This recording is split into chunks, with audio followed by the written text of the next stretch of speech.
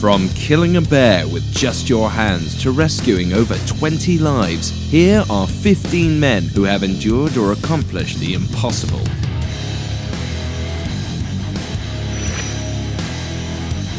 Jackson Hole, Wyoming, today a tourist delight, was once a town for the strong-hearted. C. Dale Peterson, one of its residents, embodied the town's rugged personality when he killed a grizzly bear with his bare hands. When Peterson stumbled upon the bear, it was already annoyed because of a group of hikers, causing the bear to attack Peterson. The rugged Peterson reacted by jamming his right hand down the bear's throat, and while maintaining a tight grip, Peterson ferociously bit the bear's jugular vein. When the bear collapsed, Peterson beat the animal to death. On cross-examination of the bear's dead body, the game biologist confirmed Peterson was telling the truth about his confrontation with the grizzly bear.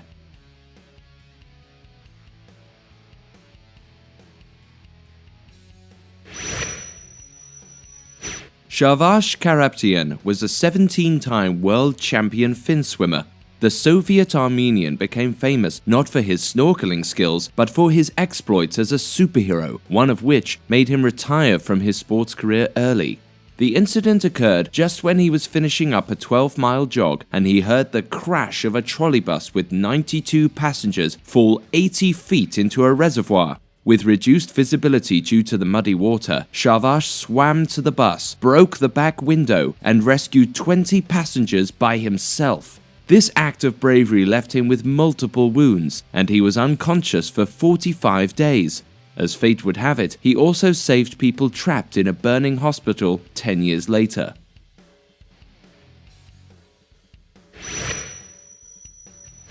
Poland was in crisis during the early period of World War II, when the country was being torn by Nazi Germany and Russia. Witold Pilecki was a Polish soldier and a member of the Polish resistance, which operated in secret. He volunteered to be an inmate at the Auschwitz concentration camp to gather information and intelligence. During his incarceration from 1941 to 1943, he masterminded a resistance movement behind bars, releasing valuable information to the Western Allies about Nazi Germany's genocide crimes before his escape.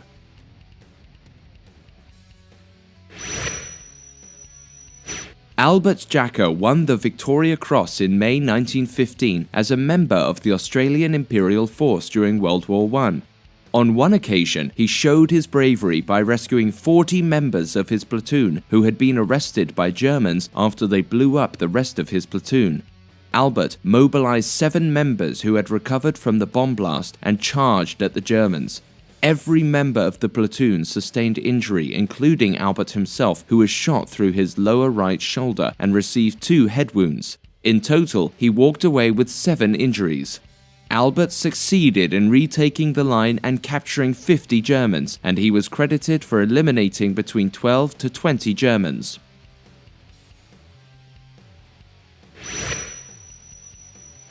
Soviet doctor Leonid Rogozov developed peritonitis on the night of April 29, 1961. His only chance at survival was to surgically remove his appendix or risk death, and unfortunately, he was the only doctor present at the Novolazarevskaya station in Antarctica. The nearest medical aid was 1,000 miles away. The only option he had was to perform the appendectomy himself, which he did with the help of 2 non-medically trained researchers acting as surgical tool passers. Within 2 hours, Dr. Rogozov removed his appendix using a scalpel, a mirror, and some Novocaine. After he survived his own surgery, Dr. Rogozov received an Order of the Red Banner of Labor.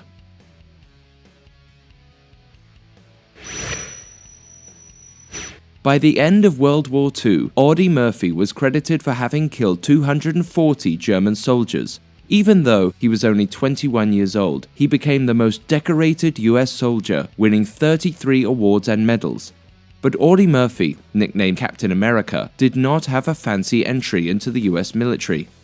In 1942, the Marines and Air Force rejected him for standing at 5'5" and weighing just 110 pounds.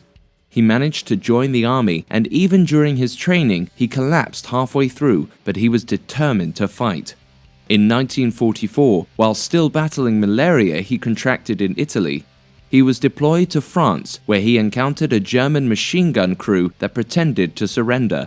Before the Americans could discover the German crew's deceit, the Germans picked up their rifles and started firing, killing numerous Americans and Audie's friend, which made Audie go berserk. Audie killed every Nazi within a 100-yard radius using the Germans' own weapons against them. 6 months later, his team number was shredded from 128 to 19, and they faced a huge German onslaught in a critical region in France. Instead of running away, Audie jumped onto the disabled M tanks and used the .50 caliber machine gun mounted on one of the tanks. This act of bravery, coupled with his tenacious approach in combating the German force, led Audie to deliver a decisive victory with a small group of Americans dismantling the German onslaught.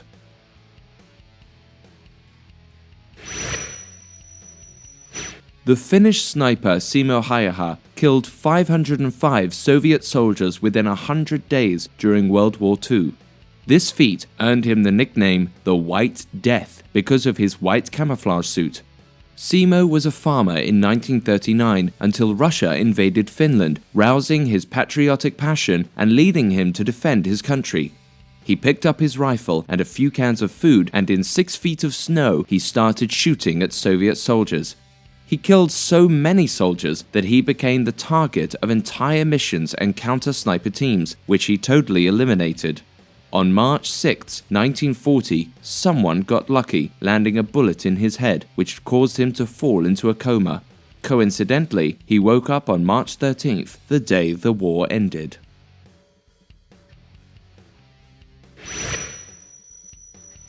During World War II, an American pilot, Stanley Valeza, delivered outstanding performances, starting with the Battle of Coral Sea, where he shot down 2 Japanese fighter aircraft.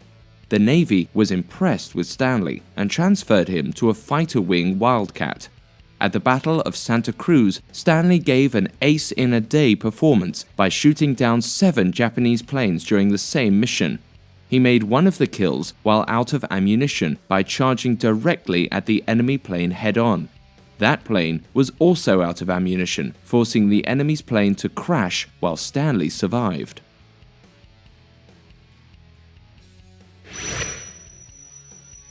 Siberian native Grigori Rasputin was an influential figure in Russia owing to his relationship with the Russian Tsar Nicholas II. He was known as a mystical faith healer, and it was thought Rasputin cured the Tsar's son of hemophilia. The Russian aristocrats did not like the influence Rasputin had over the Tsar, prompting them to plot his death. He was first poisoned with cyanide, which they put in his drink. The dose would have killed several men, but he was still breathing several hours later. They proceeded to shoot Rasputin in the back, but the shot did not kill him. Realizing he was still alive, the shooters shot him 3 more times, tied him up, rolled him in a carpet, and dumped Rasputin in a semi-frozen river. Surprisingly, autopsy reports showed his lungs were waterlogged, proving he was still alive after having been shot several times and after having been poisoned. His cause of death was drowning. Before Rasputin's death, he wrote a message to warn Nicholas that if he was ever murdered, he believed the imperial family would be slaughtered. Over a year later, Rasputin's prediction came true.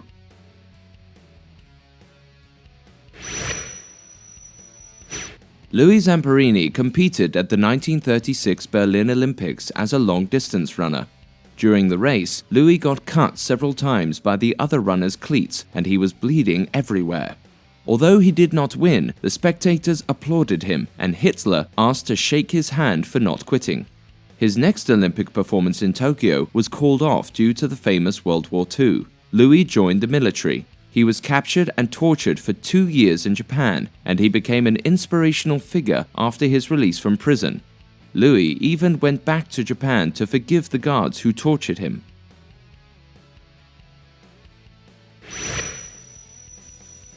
In 1969, John Fairfax became the first man to cross the Atlantic alone using a rowboat. John was a 13-year-old British boy who fled to the Amazon jungle where he hunted for survival. At 20, he attempted suicide but failed and later became a pirate. When John set off on his historical journey from the Canary Islands to Florida, he battled with the storms and sharks across the 5,000-mile water for 6 months.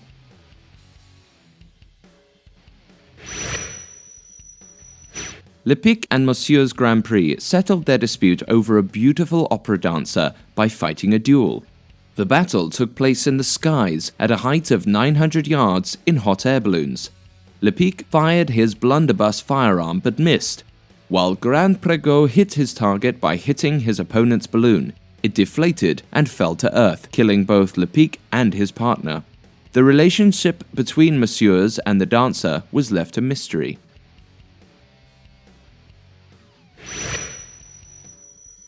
Jack Churchill was a commander nicknamed Mad Jack by his colleagues.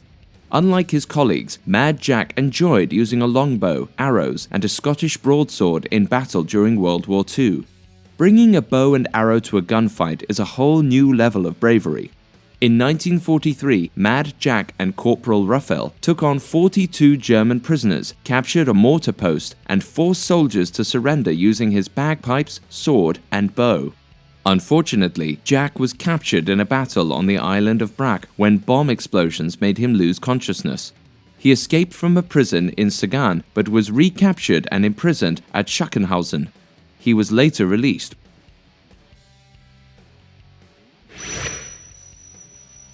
Michael Maloy was an alcoholic man from Ireland with no friends or family members.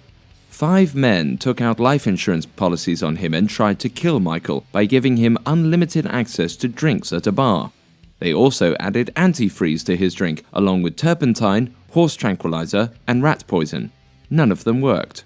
Then they dragged Michael outside, poured water over his body, and left him overnight in the cold at -26°C, but he still survived.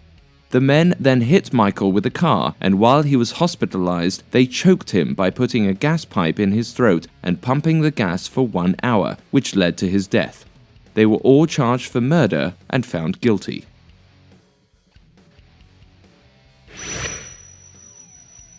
In 1823, Hugh Glass was hiking when a bear defending her 2 cubs attacked him. He defeated the bear using his knife, but the bear's claws shredded his chest, arm, back, and face while he was stabbing the beast. His colleagues left him to die in order to get away from this dangerous area where Native Americans who had been hunting them. Native Americans had already killed half of the team.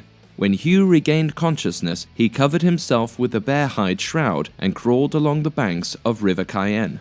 For 6 weeks, he prevented his wounded back from getting gangrene infection, killed and ate rattlesnakes, and crawled until he found help. Hey guys, thanks for watching. Make sure to like and subscribe.